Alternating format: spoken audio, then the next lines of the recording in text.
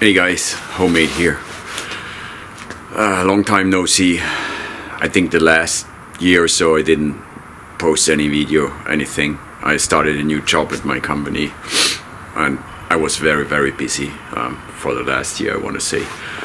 But if you have seen my older videos, I made a tie-down system for my truck. It was unfortunately, like concept-wise, very good, but material-wise, it was not the wisest choice. So, like, fast forward 2 years, when I did that 2 years later, you know, like the whole wooden structure rotted away. So, wood definitely is not a good material for automotive. So, I don't know if you guys know the 80-20 system, but it's an industrial building system where you can build machinery for assembly lines and so on. So that's what I'm going to use now as a new tie down. It will be more rigid, more durable, will be way sleeker. The thing I had to do, I had to basically make a wider diameter in 4 of the holes of the angles in order to fit in the smaller tubular sections. You will see the concept, and I will give you like for each step what I did. I don't show you the drilling. I did that. That was pretty dirty, but it didn't take longer than 20 minutes. So you can see I show you exactly during the build phase what I mean. I also will include a bill of material later on. You know that it's easier for you if you wanna copy it or build it. It will make your life easier ordering it from 80-20 systems. So guys, as you can see, these are the parts. These are the angles. What I have here, I have 4 of them. Then I have these sections here. I had them pre-cut, also pre-tapped. Like I used an M10 1.5 tapping, you know, where I can then put some M10 bolts in it, and then the only thing what I had to do, I had to put holes in there in order to get these kind of hooks in there. These hooks I got from Lowe's. They come assembled as rope tie downs, so I don't need that part here. I will only use this part here. To the beam here, which is extruded too, pre-cut also. All the length and everything, you know, the dimensions you can see at a bill of material, which I include. I will use red and blue Loctite, you know, the red Loctite for parts which I don't want them to come loose, or which I don't want people to be able to loosen the bolts too easy. So the only disadvantage with this 80-20 material really is the price. The price is insanely expensive. But it's very versatile, very durable, you know. I think it will last. It will not rot like my wooden stuff. That thing really will work out good, I think, you know. The only thing, as I said, I already pre-drilled these, you know. I had to make these holes here a little bit bigger in order to make sure my M10 bolts will fit through.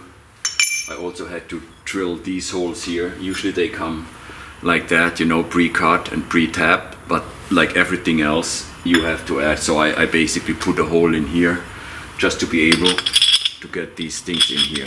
Okay, so now let's start with the assembly process. Okay, so, and that's up to everybody how you guys want to do it. For these outer angles here, I will use red Loctite. And red Loctite, usually you gotta be aware, you usually can only remove it if you add heat. Like I think it's about what they say, to 500 degrees Fahrenheit, in order to basically loosen that again. But I don't want, once it's in my truck, I don't want anybody be able to really loosen it too easy and steal it. So some of these things I thought I would just use red Loctite. So, and then I gotta pull it down. things are sometimes hard to get in. Come on. There's like slots where you have to get them in. With some. Oh, it's not so easy. Come on.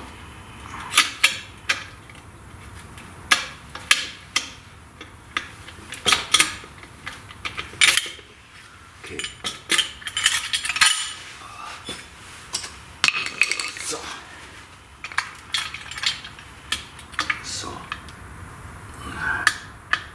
Very easy. Just like an Allen key, what you need. And then you can torque it down. Just have to make sure Allen key is really in there, otherwise you strip the bolt head. So I use like a hammer sometimes just to get that thing really nicely in.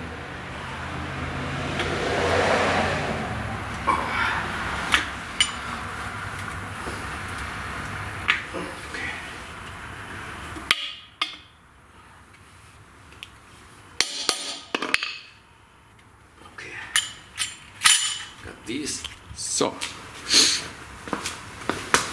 the next steps will be these sections here, which basically will carry the hooks here, and they will be going here and they will be turnable. So you see, you can swivel them. So I will use red Loctite as well for these ones here, because I don't want them to get loose. But that's up to you how you guys want to do that. You can use as well blue Loctite if that is something you want to do. So I use red Loctite.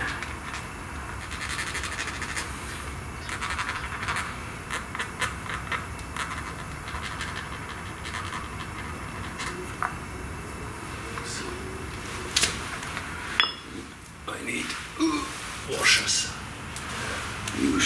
Use like a washer. Again. Again.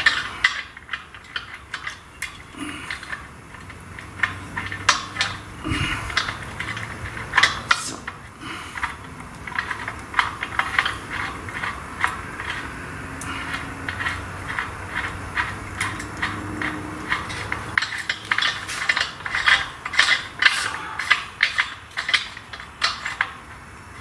Once it's in the truck, you guys will understand concept-wise how it works. Time being, just bear with me. So, washer, and oops, dirty.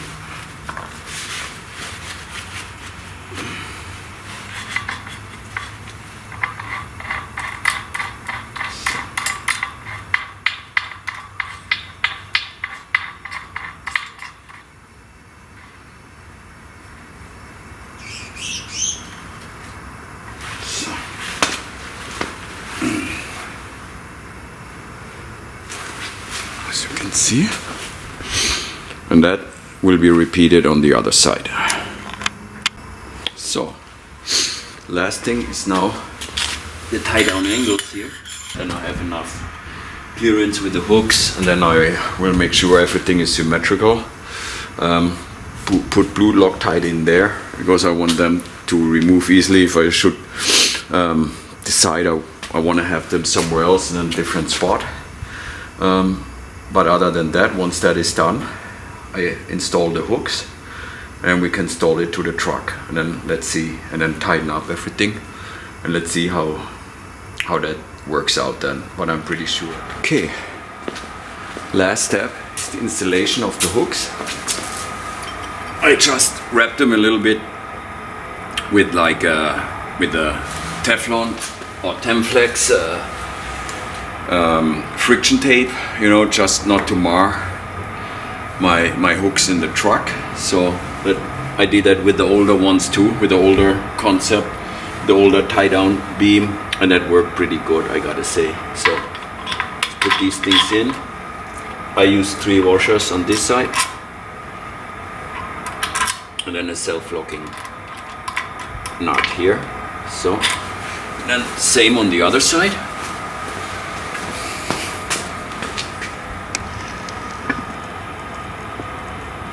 So, and then we can already install it in the truck and tie it down. See? So, here also 3 washers and the self nut. Okay guys, that's the new tie down system. As I told you, way more compact than the old one. Look how low that sits. And now I can just have 2 bikes with the wheels against this wall, and then the tie downs go in here, and it's very secure. It's very nice. I like that. I can have 2 bikes, and you don't have to put them loose in your truck bed. They don't scratch up. And look how tight that thing is. That doesn't move. It's so secure. So I really like the new concept. As you can see, I just used the hook, you know, the truck, one of the truck tie downs here. With that, you see, now you understand, I guess, the system with the angles here. This thing swivels with the hooks here. And then if you tie down the hooks, it will basically push it down and push it to this wall here, right on this side too. So it's very secure and very, very, very tight. So looks very good, man. I really love that thing now.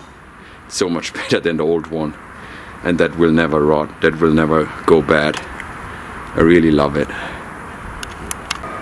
So the finished product when a bike is attached to the tie down system, as you can see,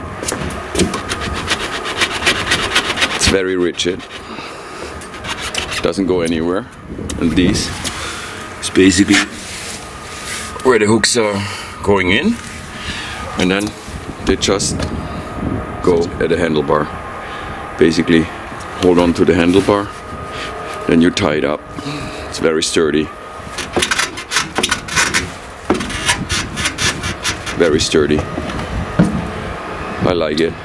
The old system proved basically already to be very good and very rigid, but the new system is just so much sleeker. And I just used the truck tie downs as already mentioned here, and that's again like the swivel portion here, and then just the portion of the rope tensioner, just the hook portion here with the lock nut basically. And as you can see, this thing is like really bomb proof. Yeah, it's a good, I guess a good generation 2 version.